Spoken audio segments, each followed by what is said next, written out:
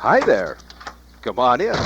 It's time for Old Time Radio.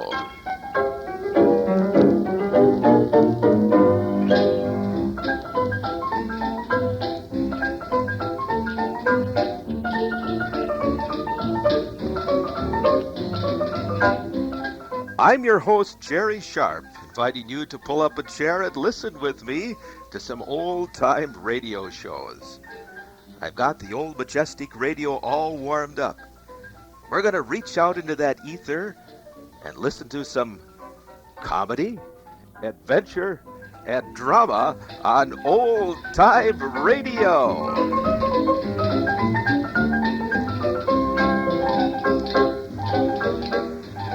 And on today's show, here our first edition of Captain Midnight. Yes, for the next 4 weeks we'll be listening to that famous kids serial, Captain Midnight. And then in our second half hour, it's Fibber McGee and Molly.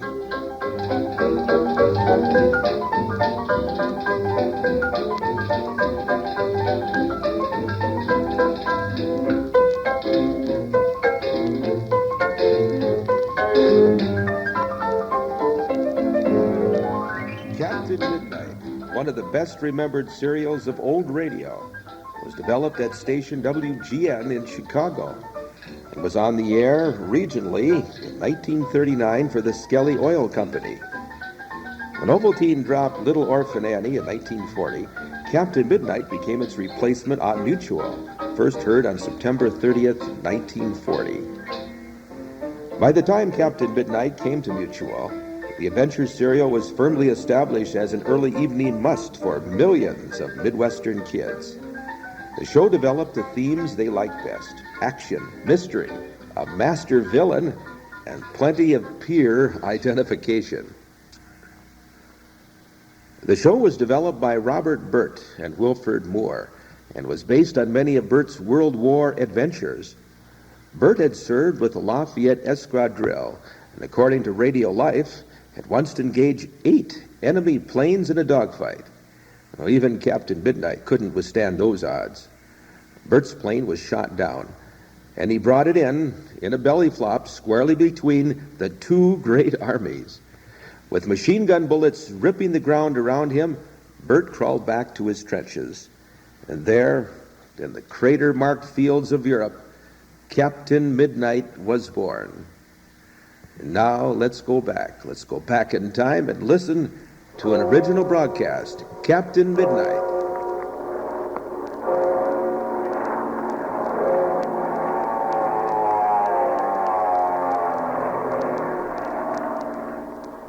The Skelly Oil Company presents Captain Midnight.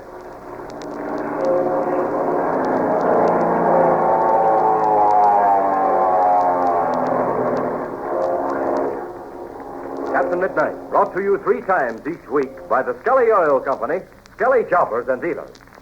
See, we have another swell treat for you tonight. You all seem to enjoy hearing from Captain Balfour so much last week that I told the captain we'd like to hear from one of his own student pilots there at the Spartan School of Aeronautics. Well, it was no sooner said than done. So here's young Henry Rankin, flying student from the Spartan School of Aeronautics in Tulsa, Oklahoma. Where's your home, Henry? I live in Gastonia, North Carolina, sir. Gastonia, North Carolina. Yes, sir. Well, listen, Henry, if you live in North Carolina, how'd you happen to choose the Spartan School of Aeronautics way out in Tulsa? Oh, that is easy. I'd heard of the Spartan School for years. It's one of the best flying schools in the country. It's fully government approved, and they teach all branches of aviation, so a student isn't limited to just one phase of the industry. Well, you seem to have some good reasons, all right. By the way, are you a member of the famous Dawn Patrol there at the Spartan School? Yes, sir. Every student pilot in the school is a member of the Dawn Patrol. I think it's one of the greatest flying clubs in the country. The biggest thrill of belonging to the Dawn Patrol is going on one of our big cross-country flights when we start out with as many as 15 planes and hop off for some city 500 or 600 miles away. Hey, boy, that must be a thrill. By the way, I understand you're training pilots for Uncle Sam there at the Spartan School as well as private flyers. Yes, that's true. We have a staff of 50 instructors and 67 training ships for the use of the student pilots. Hey, I had no idea the school was that large. Oh, yes, and that's not all. We have 17 modern buildings and 5 separate flying fields. Well, boy, I can see that's really some air school. But tell us now, Henry, what part of your student training do you like best? Well, of course, the actual flying is the most fun. But all the work is mighty interesting to anybody that believes in the future of aviation. We study radio, navigation, meteorology, airplane mechanics, and even learn all about airplane construction there at the Spartan factory where they make those famous Spartan monoplanes. Well, you certainly should be well trained when you graduate from the Spartan school. Say, when I buy my first plane, maybe you can be my chief pilot. Okay, Don Gordon. And we'll use nothing but Skelly Aeromax gasoline and good old Skelly Tagaline motor oil, just like we do down at the Spartan school. All right, Henry. Boy, it's a deal. Thanks a lot for coming up here tonight. And I'm speaking for every Flight Patrol member when I say happy landing. And now to Captain Midnight. The famous pilot constructed a revolving antenna with a circular base on which are marked the points of the compass in the hope of discovering which direction the mysterious radio signals are coming from. As our adventure opens today, the scene is late at night outside the workshop of Senor Paredes' hacienda. Captain Midnight, Chuck, and Pablo are gathered around the crude apparatus which Captain Midnight and Chuck have made. The sound of a voice speaking indistinctly is heard coming from the radio. Listen. What can we do, me Capitan? There's only one thing we can do, Pebbles. We've got to get this radio tuned sharper. Now then, Chuck, here's what you do. I'll see if I can tune it in clear, and if I do, you turn the volume up while I rotate the antenna. Right you are, Captain Midnight. I just can't seem to get it on the nose. Well, the whole trouble is it requires a too sensitive setting. Yeah. Injured man. Oh, listen to that. It's much better now. Now we're getting somewhere. Quiet, now, quiet. I'll see if I can improve on that. No, that won't do. I should have left it where it was. Help. We must have help at once. Injured man needs attention. Our location as follows. Well, why does he not continue? Oh, he is continuing, Pebbles, but we can't hear him. It must be Major Steele or Bud Conley. No one else would be using that wavelength. Well, I'm going to give this thing a rest. I'm going to cut the switch. Now, I want to look at this antenna, and we'll make some calculations. I saw you moving the antenna. Did you get the position where the signals came in loudest? Yes, as well as I could. Didn't have much time, though. Oh, see, the time was very short. The voice came in, and then it goes. What kind of a reading did you get? Here it is. Here, take a look at it. Jiminy crickets. It's almost straight north. No, wait, Chuck. No, it's a little bit east of north. Now, look, I have the base marked in units of 10. You see? It's almost at 10 degrees. No, not exactly. I'd say that 12 would hit it closer. Mm-hmm. Yeah, that's just about it. All right, we call it 12. Oh, but me amigos, I do not understand. Well, it's like this, Pebbles. I turned this antenna until those signals came in loudest. Then I left it that way. Upon reading the degrees at the base, we find out the exact direction from which those signals were coming. Oh, that's the wonderful thing. Now you know the direction in which to fly. Mm-hmm. That's the whole thing, Pebbles. It may not be exact, but it's as close as we can get with what we have to work with. Now, where's that map we were looking at? Here's the map. Oh, fine. Now, spread it out on this table. There. Now then, let's see what kind of a direction 12 degrees would be. Mm-hmm. Oh, wait, there's a board with a straight edge over there, Pebbles. Hand it to me, will you, please? Well, see me, Captain. That's it, thanks. Now then, here we are at Senor Paredes' hacienda. Now, we draw a line straight north. But how do you find the 12 degrees, me Capitan? I'll show you that, Pebbles. Now, here's a circle I made with a piece of cardboard. You see, now it's marked off in degrees, starting with 0 and going to 360. This is what we call a protractor. It's used to lay off courses on a map. So you see, Pebbles, your aviation course is beginning right now. Now then, you see, we put the protractor on the map with the center at the hacienda. The 0 point, or true north, is turned so it coincides exactly with the true north line on the map. Now then, here. I put a dot with my pencil at 12 degrees, right there. Shall I take off the protractor? Yes, Chuck, go ahead. There. Now, Pebbles, I take the straight edge, I draw a line from the hacienda to the dot which I made with my pencil. Now, that will be the direction from which the signals came in loudest, and will be the course which we will have to follow. Gee, when will we start? Well, at daybreak, and let's pray for good visibility, because that's something we've got to have in order to do any good. Oh, please, me Capitan, I should like very much to go with you.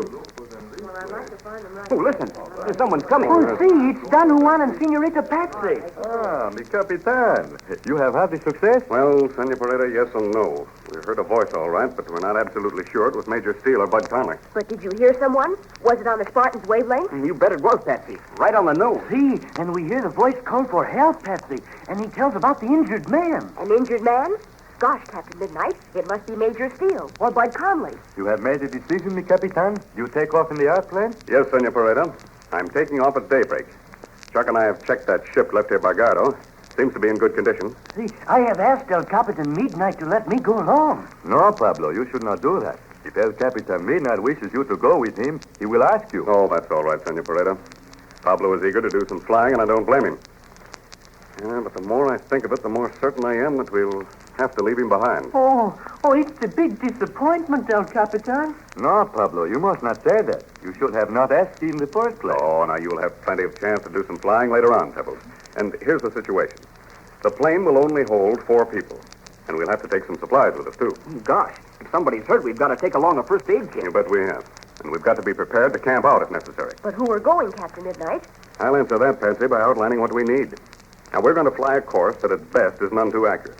We'll have to fly high, and I need 2 persons, one on each side, to watch over the side of the ship. Well, they should be persons who have had a good deal of experience in picking out ground objects in the air. Well, very definitely that means you and Chuck. Gee, that's swell. We'll do the best we can. If Major Steele and Bud Conley have at a forced landing along this course, we've got to locate the plane the first time over. We won't have any time to waste making circles and flying back and forth. Si, senor, es verdad. It is the truth. And besides, we won't have any extra gas. But mi Capitan, that makes 3 people. There's still room for 1 more. Yes, I know it, Pebbles. And I know how anxious you are to go, but that other place must be taken by someone who's an experienced nurse.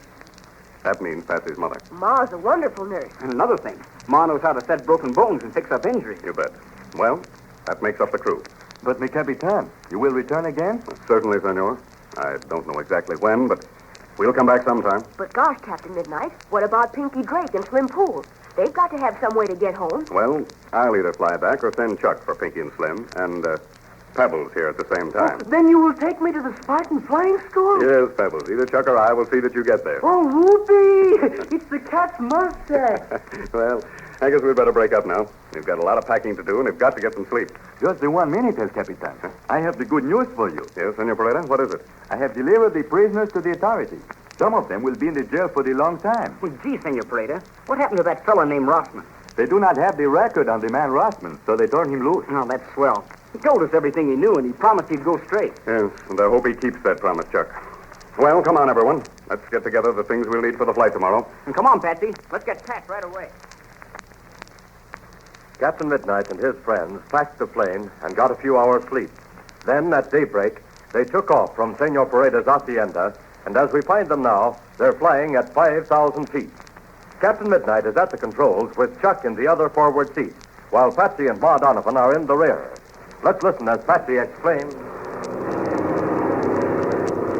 Gee, Captain Midnight, we've flown for over 3 hours and haven't seen a thing that looks like a wrecked plane. Yes, I know, Patsy, but we're still a long way from the border, so don't become careless. If we should fly over the ship without seeing it, we'd be out of luck. We can't let that happen. If we did, we never would find Major Steele and Conley. Oh, sure, me eyes are getting tired from watching the ground be just a blur. My eyes get to feeling that way, too, and I have to make myself pick out different objects beneath us. Well, I don't look at everything. I just try to figure out which would be the most logical spot for a ship to try and land in. That's the system, Chuck. That's what we all can do. But if Major Steele's motor stopped, well, he wouldn't have much choice. Well, you see, Mrs. Donovan, it's like this. Now, it was daylight when Major Steele and Conley headed for the border. Now, I warned them about the gasoline in that ship. That being the case, Major Steele would certainly fly high enough so that if the engine quit, he would have a choice of places in which to make a forced landing. So, as we fly along, I just asked myself what spot I would make for if this engine should quit. Why, sure. If we look at every possible landing field, we can't possibly miss them. Oh, yes, we can, too. Don't forget, we're flying this course, but it may not be absolutely correct. They might have been forced down farther out on either side of it. True enough. All we can do is to keep going on this course and hope that we're close enough to see them. What will we do if we don't see them? Well, we'll keep going, Patsy, across the border and land at the first American airport we come to. Then I'll organize a search party, and we'll come back and comb this country thoroughly. You mean with planes? Yes. I'll get so many ships in the air that one of the pilots is bound to see them. And you can set up radio listening posts to try to get those signals again. Yes, Patsy, we can do that, too. And by having several different posts like that, we can tell their position within 5 or 10 miles. Sure, you can get their position by triangulation. Whereas now all we know is that they're somewhere along a straight line. Oh, sure, and why don't you turn on the radio again? Maybe we can hear them now. Well, I've tried several times. We haven't had any luck. Quick, However, Captain Midnight. Look down on the left. I think I see something. Where, Patsy, where? Oh, I see it. What? It looks like an airplane wing. Yes, it does. And we're going down to look.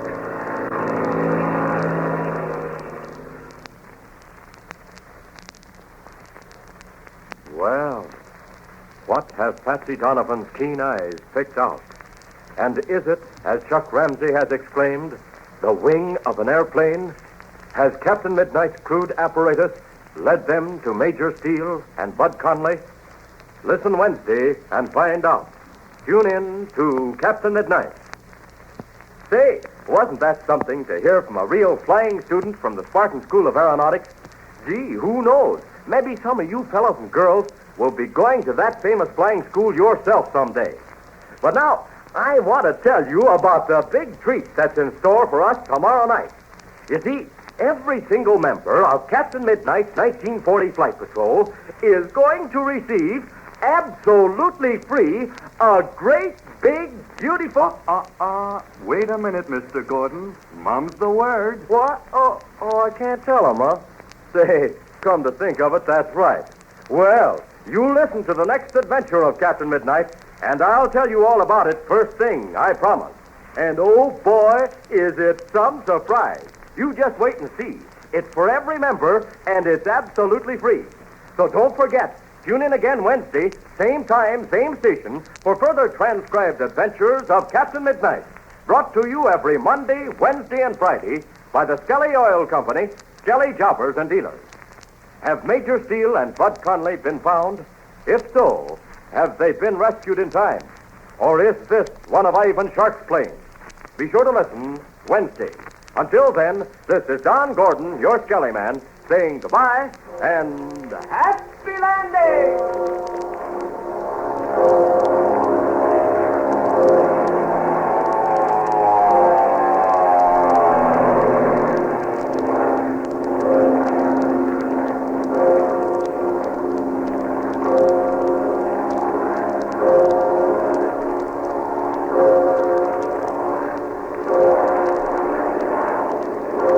You know, we've got some time today, so let's add in a third little broadcast. And this is just a clip, however, but it's an original, and it's Baby Snooks. In December 1937, Fanny Brice joined NBC in a musical comedy extravaganza, Good News of 1938. Snooks became a regular part of that hour-long show and was a major part of radio continuously for the next 14 years. A notable change occurred in Fanny Brice. Her personality slipped into the background as Snooks emerged. And once Baby Snooks was established as a radio star, Miss Brice all but abandoned her natural voice in public. Seldom was she out of character. Even in interviews, she often referred to Snooks almost as a living person. A new generation grew to maturity without knowing Fanny Brice as anything but Baby Snooks.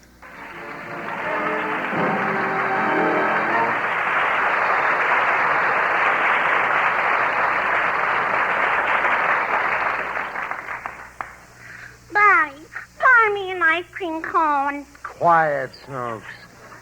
I don't want any trouble with you today. I get one Saturday afternoon off, and your mother makes me take you to see some kid's picture. Who's the kid? I don't even know the name of the thing. What's playing? Or else. Or else? Mm-hmm. That couldn't be a movie title. Well, Mommy said you were going to take me to see the picture. Or else. Oh. Well, believe me, I'd have told her a thing or two if I didn't want to play poker tonight. Oh, here's the movie house, Daddy. Oh, Lord. The Catman's Revenge. It's very spooky. I can imagine. Well, come on. Oh, two, please. One child. Is that the child? Well, what do you think she is, my grandmother? How old are you, little lady? Me? Yes, you. Whatever my daddy says.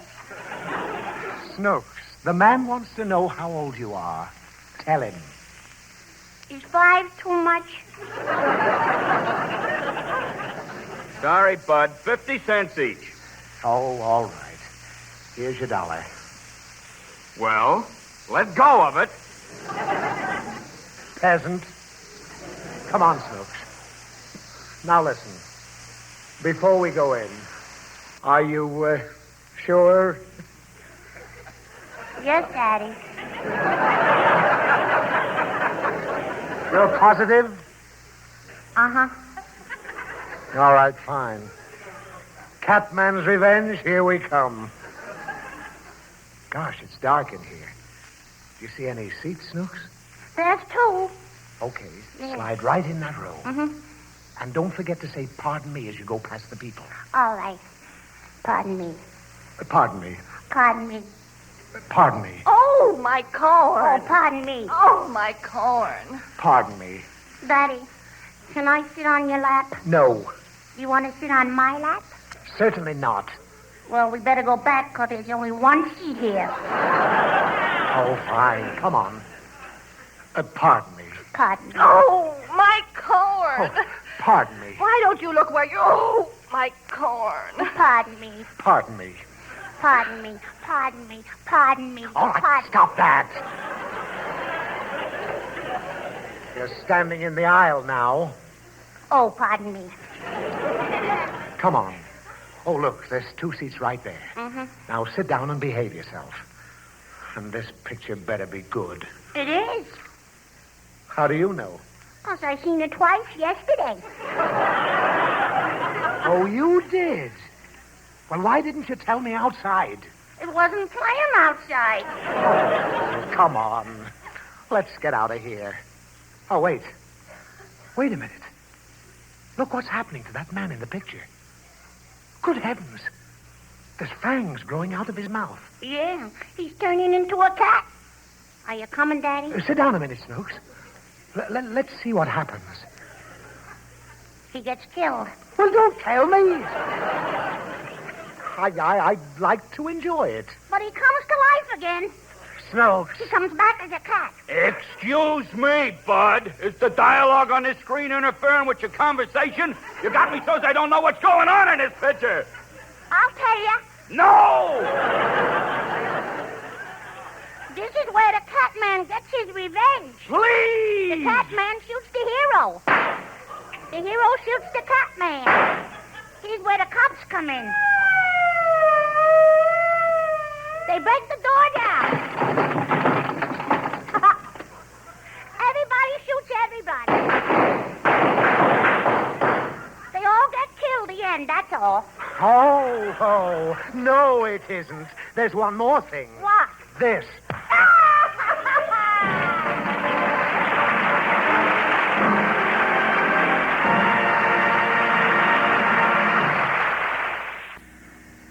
Well, there's part of a broadcast of Baby Snooks.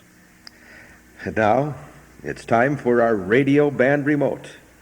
Let's listen to Fletcher Henderson and his orchestra.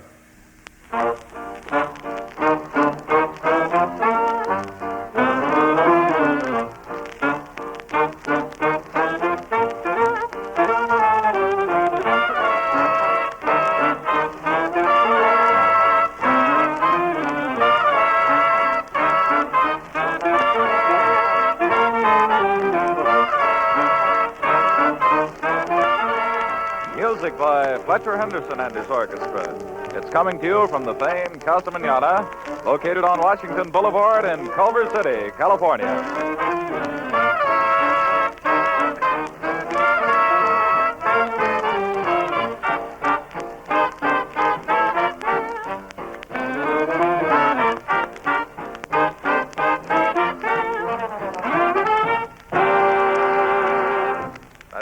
get things started tonight by calling the maestro, Fletcher Henderson, over. Smack, how's things going tonight? Everything's fine, Burley. How you doing? Oh, just swell. How's about telling us what we're going to hear for the first number? Well, we're out here in Culver City at the Casa Manana, but we're going to play a little stomping at the Savoy. How about it? Okay.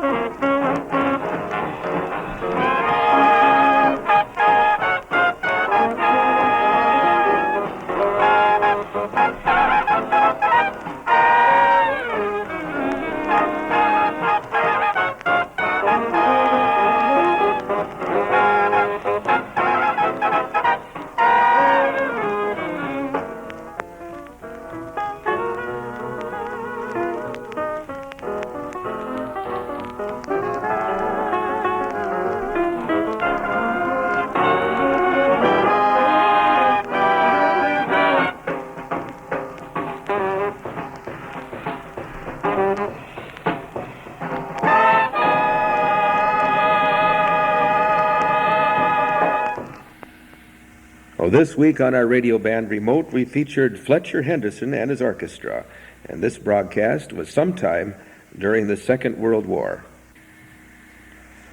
Well, now it's time to get set up for our second half hour, the Fibber McGee and Molly Show, and to tell you something about Fibber McGee and Molly. Fibber McGee and Molly was developed from an earlier daytime show called Smack Out, which ran on Chicago radio from 1931 until 1935.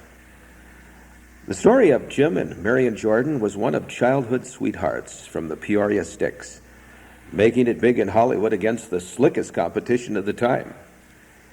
Jim Jordan was a farm boy, born near Peoria in 1896. He had a lot of ham in him. Early in life, he wanted to be a singer.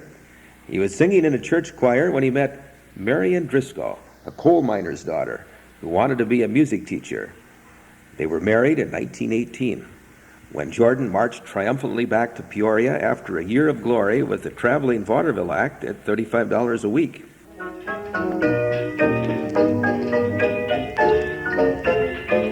Well, that old clock on the wall tells us that we're just about out of time for this first half hour. Some of the material on today's show comes from a book called Tune In Yesterday by John Dunning. And now we'll be back in our second half hour in just a minute or so with Fibber McGee and Molly. And this is a broadcast from October 14th, 1947. But right now, station identification.